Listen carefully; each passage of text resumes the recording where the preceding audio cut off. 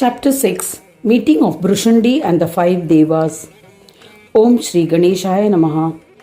All Shaktis prayed to Adi Shakti. Please tell us why the Kshetra named Mayura became Swananda on earth. We are eager to hear about it. O Jagannatha, in early times, how did Shiva and other Devas attain Siddhis in this Kshetra? How did Brushundi become their Guru? How did it become the most important Kshetra? Who had installed an idol of Gajanana there? Who achieved Siddhis there?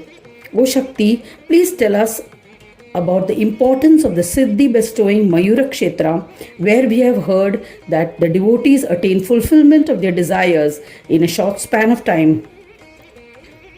Mudgalacharya said to Daksha that when Shaktis asked these questions with devotion, Mahamaya replied respectfully. Listening to her words, devotees attain union with divinity. There is no doubt about it. Mudgala said, I shall recount those to you. Adi Shakti said, in this context I shall tell you an ancient and marvelous, entertaining conversation between Brushundi, Shiva and me. Once during the dissolution of the world, all the stationary as well as moving creations in this whole world were annihilated.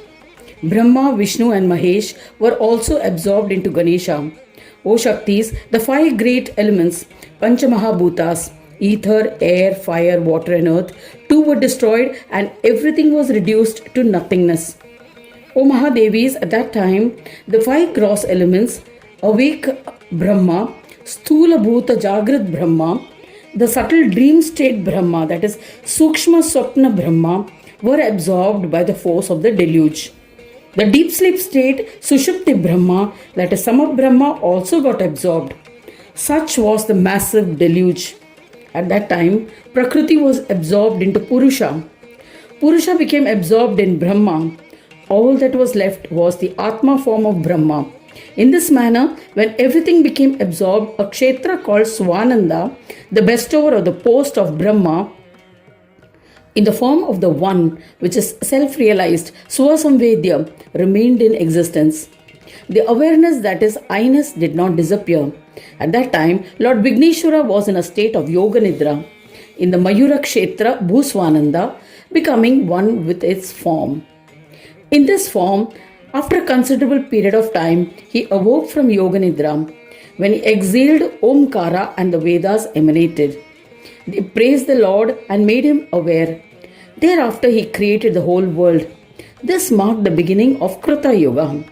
He created Prakriti, Purusha and all the elements, and from their forms the Tattvas were created, the entire universe. The Tattvas created with the help of the three gunas, the form of Virat endowed with gross and subtle attributes. From it were created various differences.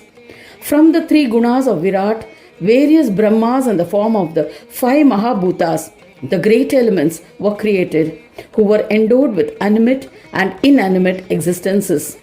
Various objects were created from them. In those early times, Panchamahabhutas were created, endowed with the three states. I shall now explain the sequence of creation. From the Nabhi of Ganesha, Pitamaha Brahma was created. Vishnu, the sustainer, was created from his mouth. Shiva was created from the eyes of Vigneshwara. Adi Shakti was created from his left side. From his right side, Surya was created. They were the five primordial Devas. They were all in a state of ignorance.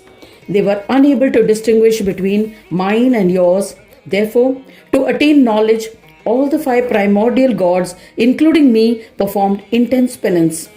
We observed penance for 1,000 heavenly years. It was then that Gananayaka became pleased and made us aware of the single-syllabled Ekakshara mantra which existed in our hearts. When the Devas received that mantra, they meditated on it continuously and worshipped Vignesha. After 100 years, Gajanana was pleased. To begin with, he manifested in the heart of Shankara his magnificent form, endowed with 4 arms and other symbols. Seeing the form of Gajanana, Shankara was astonished. He wondered, who is this human with a elephant's head established in my heart? Just as he contemplated on asking him, the divine form in his heart disappeared. He once again started meditating on the form of Ganesha. However, he was unable to visualize that most auspicious form again. Perturbed and sad, Shiva went to Vishnu. He too had concluded his meditation. Then Shiva narrated his experiences. Janardana told Shiva about the same form that he had visualized in his heart. In this manner, those 5 primordial gods met each other and shared their experiences. Realizing that the experiences were the same, they were astounded. They wondered, whom did we visualize during meditation? At that time, all the 5 gods sang in praise of the one who had appeared in their heart. They bowed to the one who was the origin of all with faith and devotion. They extolled, O merciful one, be pleased with us. Just then, the effulgent Devas, Brahma, Vishnu, Shiva, Shakti and Surya heard a reassuring celestial announcement. The celestial announcement proclaimed, Listen, O 5 Mahadevas, I am Ganesha the Lord, who drives the tendencies of the mind, the Pancha Chitta Vrittis. I am the one for whom you observed penance and who appeared in your hearts. Pleased with your austerities, I granted my darshan in your hearts. Thereafter you chanted the Ekakshara mantra, the Bija mantra, and became established Siddhas.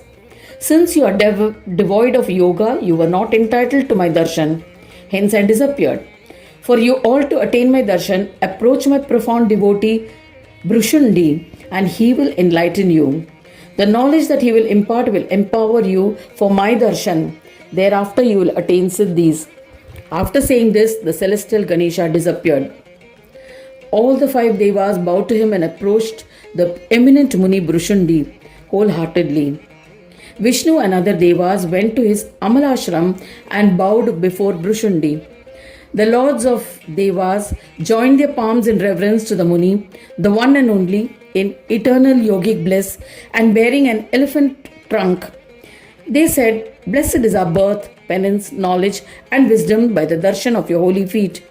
You are the one who is without beginning, middle, or end. You are blessed amongst the yogis. Listening to this, Brushundi too performed puja of all of them, and knowing them to be the superior Devas, offered reverence. The learned Muni said, You are all the lords of this world. You are the primordial Devas of this world. I am honored and fortunate that you have come to my ashram.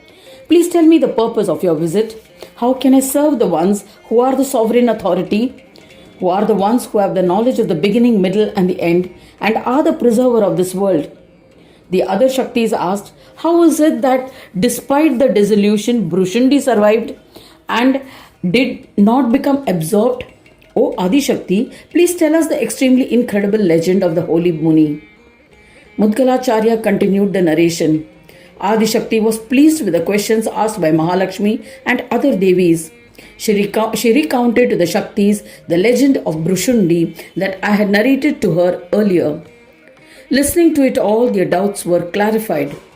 Thus ends the 6th chapter titled Meeting of Brushundi with the 5 Devas in the 6th Khanda of the Purana Upanishad, Srimad Mudgal Puran, describing the legend of Vikata, dedicated to Sri Gajanana.